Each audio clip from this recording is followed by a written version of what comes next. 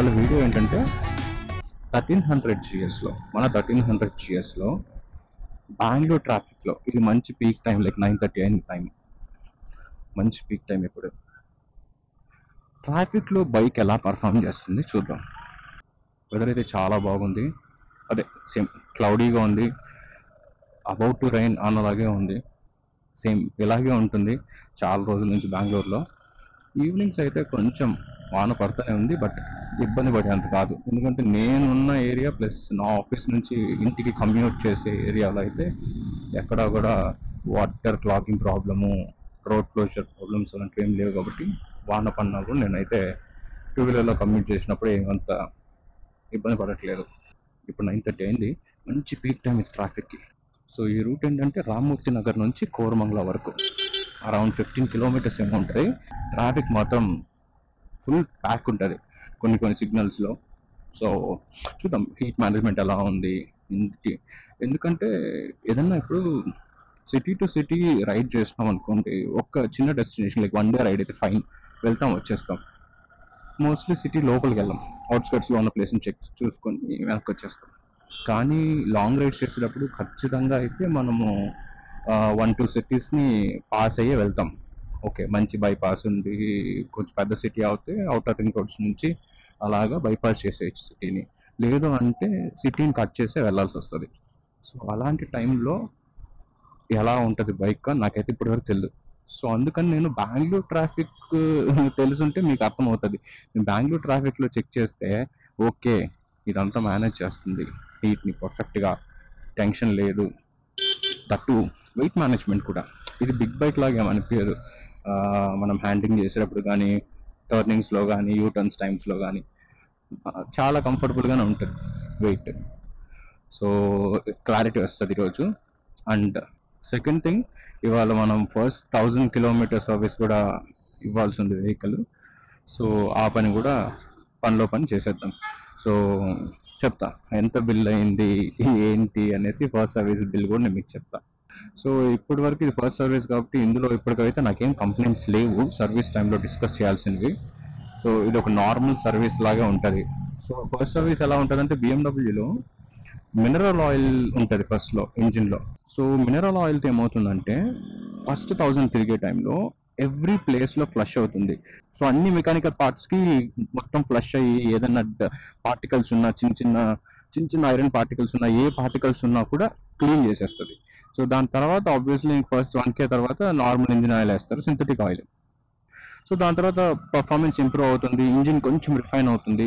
ఇప్పటికే చాలా రిఫైన్ అయిపోయింది. ఐ మీన్ లాస్ట్ 1250లో ఉన్నంత బేస్ కానీ సౌండ్ కానీ లేదు. డైనమిక్ మోడ్లో అయితే ఆ సౌండ్ మనకి వినిపిస్తుంది, ఎందుకంటే అంత పవర్ ఓపెన్ అయిపోతుంది కాబట్టి. రోడ్ మోడ్లో, రైడ్ మోడ్లో మీకు చాలా like normal any other bike లాగా వెళ్ళిపోతుంది. సో బెంగళూరులో ఉన్న వాళ్ళకైతే అర్థమవుతుంది ఇది చాలా నార్మల్ ట్రాఫికే. ఓకే, నేను అక్కడ ముందుకెళ్ళి యూటర్న్ తీసుకోవాలి రైట్లో, ఈ రైట్ సైడ్ మెయిన్ రోడ్ ఉంది కదా, మళ్ళీ నేను దాంట్లో నుంచి వెళ్ళాలి, ఇంకా ముందుకు వెళ్ళాలి. సో యాక్చువల్గా ఇక్కడ రోడ్ కన్స్ట్రక్షన్ వల్ల నేను ఇంత దూరం వచ్చి ఇక్కడ యూటర్న్ తీసుకోవాల్సి వస్తుంది, లేకపోతే నేను డైరెక్ట్గా అటు నుంచే వచ్చేయచ్చు.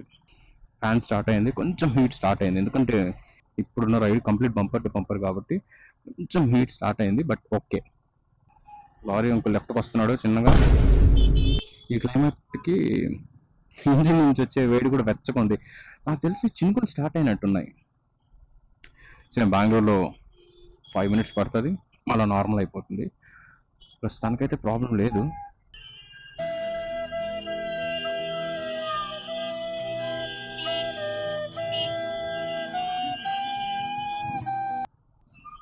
ఓహో, బాబాయ్ మాన్యువల్ పంపిస్తున్నాడా?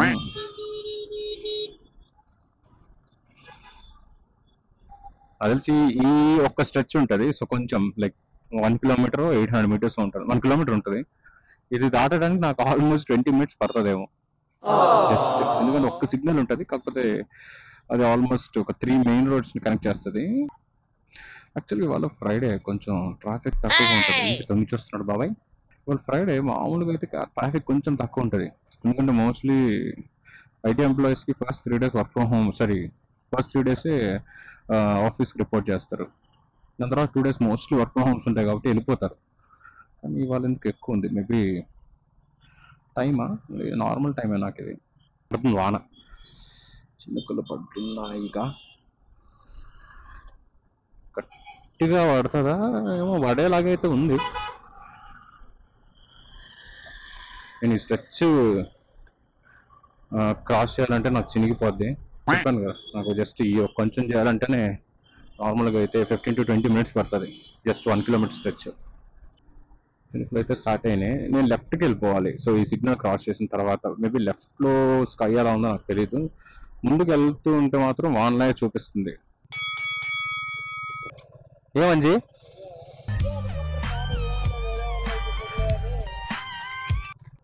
ఇందాక మాట్లాడిన బాబు, నేను ఇంటర్న్షిప్ చేస్తున్నప్పుడు మేమిద్దరం కలిసి వర్క్ చేసాం. ఆ బాబు ఇప్పటి వరకు 6.1 kilometers వచ్చాము. ఆల్మోస్ట్ హాఫ్ అన్ అవర్ అయినా. 9:31 ఏమో స్టార్ట్ అయినట్టున్నాం, ఇప్పుడు 9:57. సో ఇది ఆటోమేటిక్ సైడ్ ఇండికేటర్స్ కూడా ఉంటాయి. ఇప్పుడు లెఫ్ట్ వేసాను కదా, సో క్రాస్ అయిన 200 meters ఎంత డిస్టెన్స్కి ఆటోమేటిక్ అవే ఆగిపోతాయి అనుకుంటా.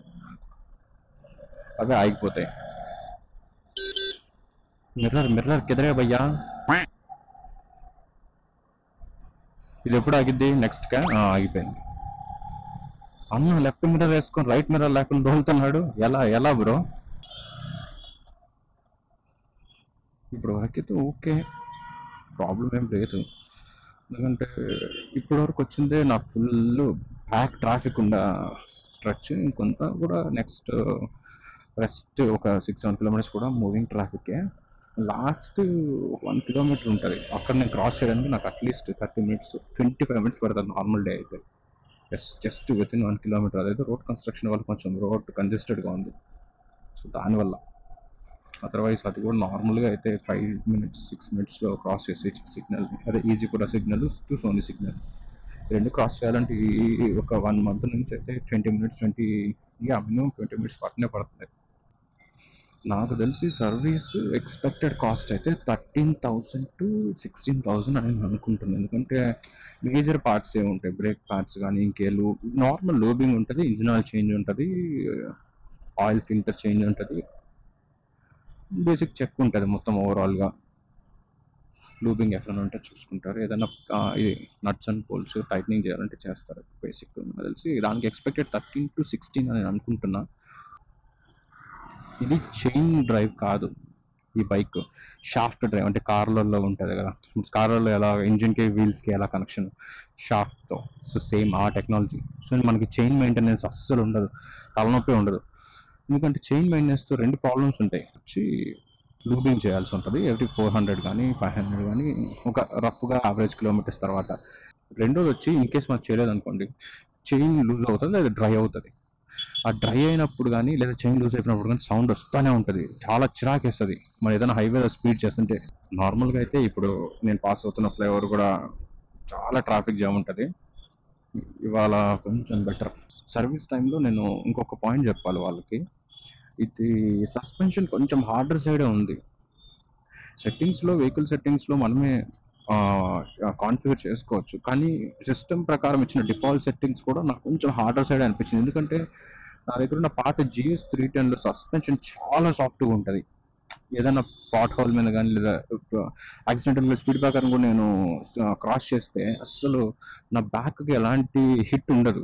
కానీ ఇక్కడ చిన్న పాట్ హోల్స్ కూడా నాకు డైరెక్ట్ హిట్ బ్యాక్కే వస్తూ ఉంది. నేను వాళ్ళకి 200 kilometers తర్వాతనే ఫోన్ చేసి అడిగా BMW వాళ్ళని, సస్పెన్షన్ చాలా హార్డ్గా ఉంది, ఏంటి పరిస్థితి అని. ఒక 500 kilometers 700 kilometers తిరగండి, కొంచెం అలవాటు పడుతుంది, అప్పటికి అడాప్ట్ అవ్వాలి, లేదు అంటే సర్వీస్ టైంలో మాన్యువల్గా మనమే కాన్ఫిగర్ చేద్దాము అన్నారు. సో ఇప్పుడు నేను అదొక పాయింట్ అయితే చెప్పాలి. మళ్ళీ ఎండ వస్తుంది ఇక్కడ. చెప్పారు బెంగళూరులో ఎవ్రీ 5 minutesకి సర్ప్రైజ్ చేస్తూ ఉంటుందని.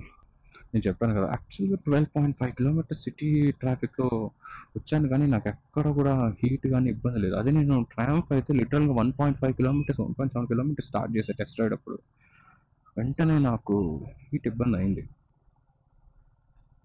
రోడ్ కన్స్ట్రక్షన్ వల్ల ఓకే సిగ్నల్ ఓపెన్ అయింది, నాకు తెలిసి రోడ్ కన్స్ట్రక్షన్ వల్ల ఈ కంజెషన్ అనుకోండి. అదర్వైజ్ నార్మల్గా అయితే నాకు ఈ సిగ్నల్ దాటేసినాక అర్లీ 2 minutes 1 minute కూడా పట్టచ్చు సిగ్నల్ క్రాస్ చేయాలంటే. ఇంత జామ్ ప్యాక్ ట్రాఫిక్లో కూడా నాకు హ్యాండ్లింగ్ ప్రాబ్లం ఏం లేదు. హీట్ ప్రాబ్లం ఏం కాదు, నార్మల్ హీట్. ఎందుకంటే 1300 సీసీ అన్నప్పుడు ఆబ్వియస్లీ ఇంత మినిమం హీట్ ఉండడం నార్మల్. దట్టు నాకు ఫస్ట్ సర్వీస్ కంటే ముందు ఈ హీట్ కూడా.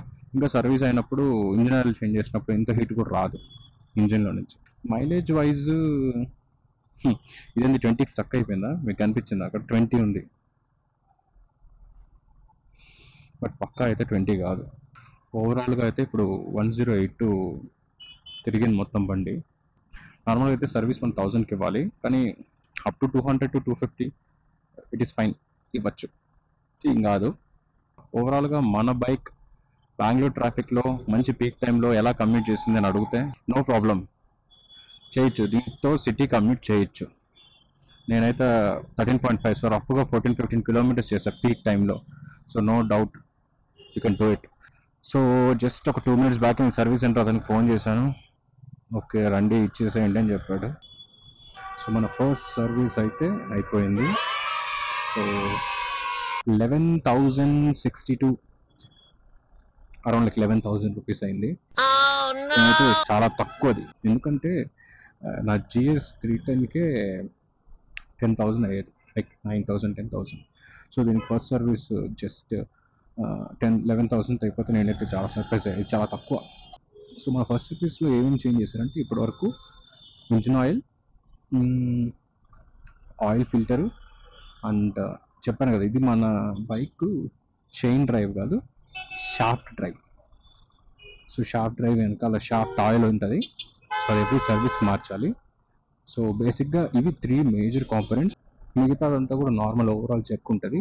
బైక్ త్రూ కూడా చెప్పాను కదా మోర్ దెన్ 100 స్పీడ్స్ లోపల చేస్తాయి.